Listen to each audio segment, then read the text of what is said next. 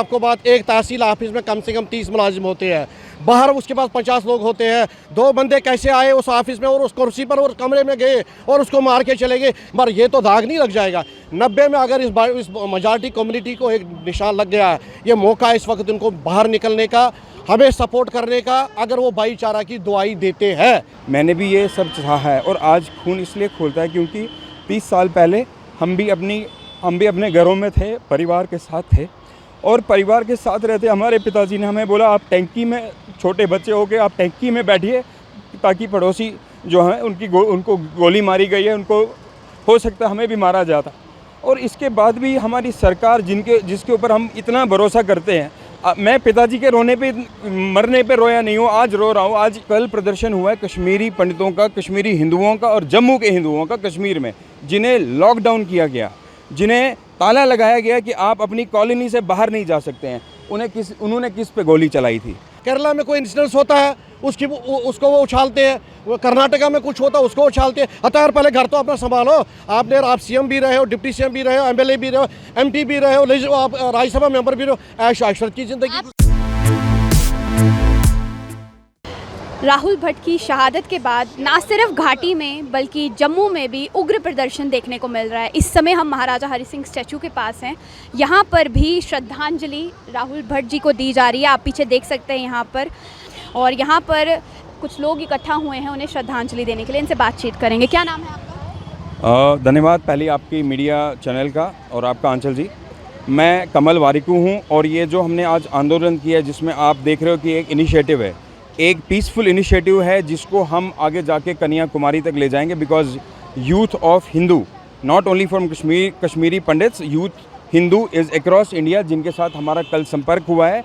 और हम पीसफुली ये बताना चाहते हैं कि एक प्रोफेशनल जो जम्मू आना चाहता है, जो जम्मू में काम कर रहा है, चाहे कश्मीर में कर रहा है चाहे जम्मू में कर रहा है, उसका ये हक भी नहीं बनता कि वो अपनी मांगों के लिए, अपनी जायज़ मांगों के लिए, नेशनलिस्ट होके कोई प्रदर्शन करे।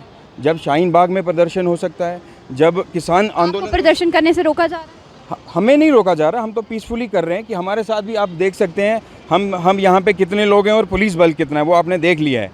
लेकिन उसके अलावा भी मैं कहूँगा कल प्रदर्शन हुआ है कश्मीरी पंडितों का, कश्मीरी हिंदुओं का और जम्मू के हिंदुओं का कश्मीर में, जिन्हें लॉकडाउन किया गया, जिन्हें ताला लगाया गया कि आप अपनी कॉलोनी से बाहर नहीं जा सकते हैं। उन्होंने किस पे गोली चलाई थी? मेरी एडमिनिस्ट्रेशन से मांग है या तो वो चेंज हो जाएं, खुद अपने सिस्टम को चेंज करें फॉर प्रोफेशनल्स। ये जो पुराने ज़माने की बात थी, 30 साल पुरानी बात थी, वो ख़त्म हो चुका है। अब हम भी भारत सरकार से मांग करते हैं, अगर उनसे नहीं हो पाता है, कश्मीरी पंडित और हिंदुओं को, जम्मू के हिंदुओं को आप हथियार दीजिए। हम आर्मी के साथ बशाना चल के हर एक आतंकवादी का या तो हम मरेंगे या तो वो मरेंगे। कब तक हम या तो चूहे की तरह रहें या तो बकरे की तरह रहें? हम भी शेर की तरह निकले, या तो उन्हें मारें या खुद मरें। हमारा कसूर क्या है?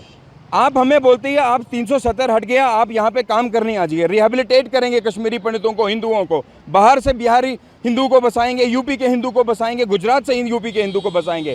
कैसे आएंगे वो यहाँ पे जब हमारे अपने हिंदू सेफ नहीं है? हमारे 3000 लोग एम्प्लॉई पीएम पैकेज के अंदर सेफ नहीं है, तो वो लोग कैसे आएंगे? मैं अपने दोस्तों को, क्या लग रहा है आपको कि पीएम पैकेज का जिस तरीके से कहा गया था कि बहुत बड़ा एक सक्सेस रहेगा, फ़ायदा होगा जो पीएम पैकेज है, हमने उस पर इनकार नहीं किया, हम स्वागत करते, क्योंकि जो ये डिसीजन हुआ है उस वक्त एक बॉन्ड के तरीके से ये बहुत बड़ा गलत डिसीजन हुआ है। क्योंकि उसमें एक ऐसा प्रोसीजर है, इनको 15 साल लगेंगे 6000 मुलाजिमों को नौकरी देने में, इनको 6000 मुलाजिमों को अकोमोडेट करने में, क्योंकि जगह है ही नहीं इनके पास। किराया के मकानों पर रहते हैं। मुझे भी फ़ोन कर रहे हैं पिछले 3-4 दिन से, जो औरतें वहाँ पर किराए के मकानों पर वो डरे हैं, वो सहमे हैं, वो कहें हम जाएं तो जाए कहाँ। कल वो जो पीसफुल प्रोटेस्ट था, बडगाम एडमिनिस्ट्रेशन ने क्यों उनके ऊपर लाठीचार्ज किया है? उनके पास कौन से हथियार थे? क्या वजह थी? जख्मी हुए हमारे, टीयर गैस भी उन पर, हाँ जख्मी हुए हमारे। क्या उसके बाद एक डीजी लेवल का अफसर, जो मतलब एक संजीदा अफसर होना चाहिए, वो झूठ बोल के उनको जाता है कि एलजी साहब आएंगे। आपके माध्यम से मैं एक रिक्वेस्ट करता हूँ माननीय एलजी साहब को, देखिए हम कुछ नहीं चाहते, कम से कम एक फ़र्ज़ बनता, आप थोड़ा सा समय निकालिए उनके पास। हमें देखिए हमारा कौन है इस वक्त, हम तो सड़क पर आए क्यों? कल वजह यही हुआ कि हमें नहीं लगता कि हमारा कोई सहारा है इस वक्त। हम बेसहारा है, हमें यतीम बनाया गया इन गवर्नमेंटों ने पिछले 32 सालों से। इस वक्त और भी एक बात बताऊंगा मैं आपके माध्यम से, जो मेजॉरिटी कम्युनिटी है वहाँ उसका फ़र्ज़ बनता है इस वक्त सड़कों पर आना। जो उनके उलमाज हैं, मौलवीज़ हैं, जिन्होंने ये आज तक चलाया है, या उनके ग्रैंड मुफ्तीज़ है, उनका फ़र्ज़ बनता है वो आगे आ जाओ। जो वहाँ के सियासी लीडर, जो वहाँ के सियासी गलत बयानबाजी करते हैं, जिन्होंने ऐश आराम की, वो सियासी लीडर मिलने के लिए आए, बताइए। मैं मिलने में वो नहीं, वो मगरमच्छ के आंसू में मानता नहीं हूँ। वो गलत बयानबाजी करते हैं, जो वहाँ के वो सोशलिस्ट, जो मैं उनको बोलता हूँ डोंगी सोशलिस्ट, जो बोलते हैं हम सोशलिस्ट नहीं है, वो मक्कार है। उनकी वजह से ये होता है, उनकी गलत बयानबाजी के हम टारगेट बन रहे हैं। फाइल की वजह दिन भी आप बात कर रहे हैं कि वहाँ के लोकल्स सपोर्ट करने के लिए आपको आए। आपको बात, एक तहसील ऑफिस में कम से कम 30 मुलाजिम होते हैं, बाहर उसके पास 50 लोग होते हैं। 2 बंदे कैसे आए उस ऑफिस में और उस कुर्सी पर और कमरे में गए और उसको मार के चले गए? क्या अगर वो उठे, एक पिस्टल में कितनी गोलियां होती है? 6, 4 तो मारी थी उन्होंने। हो सकता है किसी एक और मर जाए वहाँ, मगर ये तो दाग नहीं लग जाएगा। 90 में अगर इस मेजॉरिटी कम्युनिटी को एक निशान लग गया है, ये मौका इस वक्त उनको बाहर निकलने का, हमें सपोर्ट करने का। अगर वो भाईचारा की दुआई देते हैं, अगर वो कहते हैं कि आपके बगैर कश्मीर अधूरा है, ये उनको बाहर आना पड़ेगा, बाहर निकलना पड़ेगा। शाना बशाना हम चलेंगे साथ, मगर जब तक कि वो नहीं आएंगे, वो निकलेंगे बाहर। इस इंसिडेंट के बाद अब आप नहीं बात चलेगी। जो डबल पॉलिसी इस वक्त सियासी पार्टियां कर रही है, बोलती कुछ। देखिए, घर में आग लगी है, ठीक है, केरला में कोई इंसिडेंस होता है उसको वो उछालते हैं, वो कर्नाटका में कुछ होता है उसको उछालते हैं। हतार पहले घर तो अपना संभालो। आप सीएम भी रहे हो, डिप्टी सीएम भी रहे हो, एमएलए भी रहे हो, एमपी भी रहे हो, आप राज्यसभा मेंबर भी रहे हो। ऐश आशरत की जिंदगी। किस मंत्री की बात कर? मैं सब मैंने बोल दिया, नाम में ले लूँगा। आंचल जी, मैं आपसे एक चीज़ कहूँगा, जो आपके सवाल हैं बहुत हमारे जम्मू को दर्शाते हैं, कि हमारा दुख दर्द दर्शाते हैं। मैं सबसे पहले तो एडमिनिस्ट्रेशन को, हमारी एडमिनिस्ट्रेशन को छोड़ते हुए हमारी गवर्नमेंट ऑफ इंडिया, हमारे माननीय जो हमारे प्रधानमंत्री हैं, उनको बोलना चाहूँगा, जम्मू एक बूढ़े व्यक्ति जो यूपी से आया है, एक माइग्रेटरी बर्ड, जो कल भी इस हादसे के बाद भी, ऐसे 2 हादसों के बाद भी सेब गिन रहे थे, सेब की क्वालिटी को गिन रहे थे, ऐसा वीडियो दर्शाया गया हमारे सामने। ये जो निर्मम हत्याएं हो रही हैं कश्मीर में, इसके बाद हम देखते हैं कि मीडिया कर्मी जो जम्मू कश्मीर में काम कर रहे थे, हमारे एलजी साहब उस टाइम संख्या ले रहे थे कि सेब कैसे उगाया जाए, सेबों की क्वालिटी कैसी बढ़ाया जाए। क्या आंचल जी, आपके मीडियम से हर एक मीडिया वालों को मैं पूछना चाहता हूँ, जम्मू वासियों को पूछना चाहता हूँ, हिंदू मुस्लिम कश्मीरी सिख ईसाई को पूछना चाहता हूँ कि जब किसी की निर्मम हत्या होती है, क्या उस टाइम हमारे एलजी साहब जो इस सिस्टम को संभाल रहे हैं, उन्हें वो छोड़ के बाहर नहीं आना चाहिए? क्या उन्हें वो छोड़ के उसका संज्ञान नहीं लेना चाहिए? क्या उस टाइम ऐसा करना चाहिए कि आप इंस्ट्रक्शन कीजिए कि आप ऐसे नेशनलिस्ट को, जो तिरंगे के लिए अपना सब कुछ छोड़ दिए और फिर वापस आए हैं कि हम अपनी ज़मीन पे काम करेंगे, हमें किसी का डर नहीं है, उनकी जब हत्या होती है तो उन्हें, उनके प्रोटेस्टों, उनके जो सपोर्टर्स हैं, उनके जो पीसफुल सपोर्टर्स हैं, उनको बोला जाता है कि इनको लॉक कर दीजिए, दरवाजे के अंदर पानी नहीं भेजा जाता है अंदर। इससे दुख दर्द क्या होता है?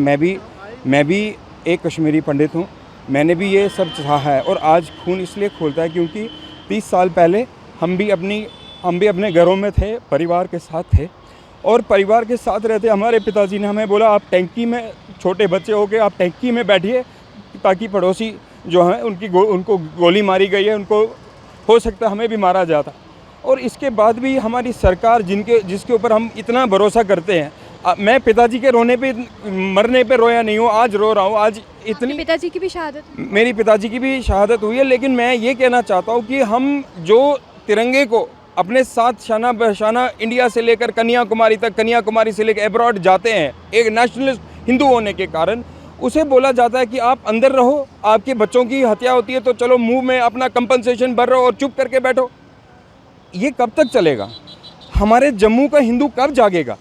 ये हमारे सिर्फ एलजी गवर्नमेंट और प्रशासन और पॉलिटिकल पार्टीज़ की कोई व्यवस्था की खराबी। जम्मू में देखा गया है कि जम्मू में भी अलग अलग वर्ग के जो लोग हैं, मैं यूँ कहूँ कि कुछ पार्टी के भी लोग हैं, उन्होंने भी इस पर प्रदर्शन किया, उग्र प्रदर्शन किया, तो लोगों का कहीं ना कहीं सपोर्ट जो है वो देखने को तो मिल ही रहा है। इसमें आप ये कैसे कह सकते हैं कि जम्मू के लोग सपोर्ट में नहीं हैं? मैंने ऐसा एक्चुअली आंचल जी नहीं कहा, मैं कह रहा हूँ कि जम्मू के जो हिंदू हैं उन्हें जागना पड़ेगा। पहले हम सोचते थे कि ये कश्मीरी पंडितों के साथ हुआ, हमारे साथ नहीं होगा, लेकिन आज जम्मू में भी हो रहा है, हमारे पिछली बार हमारे पड़ोसी दीपक चांद को मारा जाए, वो जम्मू का हिंदू था। उसके बाद हमने देखा बिहारी कुछ हिंदू मारे गए। उसके बाद हमने देखा बिंद्रू जी को मारा गया। कल हमने ये भी देखा कि एक मुस्लिम समुदाय के जो इंडियन नेशनलिस्ट पुलिस में थे उनको भी मारा गया। इसके लिए पहले तो लोग ही बाहर नहीं आ रहे हैं, छुप छुप के रहते हैं कि यार कहीं हमारे को भी गोली ना मारे। अगर आपको गोली नहीं मरेगी, अगर आपके बच्चे सेफ़ नहीं रहे आगे, आप कितना भी पैसा कमा लीजिए, आप कितना भी बिज़नेस कीजिए, आप कितनी भी नौकरी कीजिए, वो जब आपके बच्चे ही सेफ़ नहीं हैं तो फिर आप कैसे क्या आगे करेंगे। तो यहाँ पे प्राइम मिनिस्टर मोदी को, अमित शाह जी को, जितने भी हायर लेवल्स में हैं, they should take immediate action. इससे पहले किसी और की हत्या हो और ये प्रदर्शन कश्मीरी पंडितों का पहली बार जो उग्र हुआ है, इससे ज़्यादा उग्र हो। किसी पॉलिटिक्स को हम बीच में नहीं लाएंगे, ना भाजपा को, ना एनसी को, ना किसी स्टेट को। हम अपने में सक्षम हैं, हिंदू पूरे इंडिया में सक्षम है कि हम आगे आएँ और अपनी बात रखें। और उस टाइम इतना उग्र प्रदर्शन होगा कि जम्मू कश्मीर से लेकर कन्याकुमारी तक हमारे आंसू, दुख, दर्द और पुरानी जो हमारी हिस्ट्री है वो एक एग्रेसिव मोड ले लेगी। और उसके बाद हमें कंट्रोल करना डेफिनेटली एज ए नेशनलिस्ट बहुत मतलब it will be very difficult. तो आपने सुन लिया कि ये हमारे साथ थे एक कश्मीरी पंडित जिनका कहना है कि कॉम्पनसेशन से कुछ नहीं होने वाला है। एडमिनिस्ट्रेशन को चाहिए कि कोई ऐसा तरीका निकाला जाए जिससे ये जो हत्याएं हो रही हैं वो किसी ना किसी तरीके से थमे।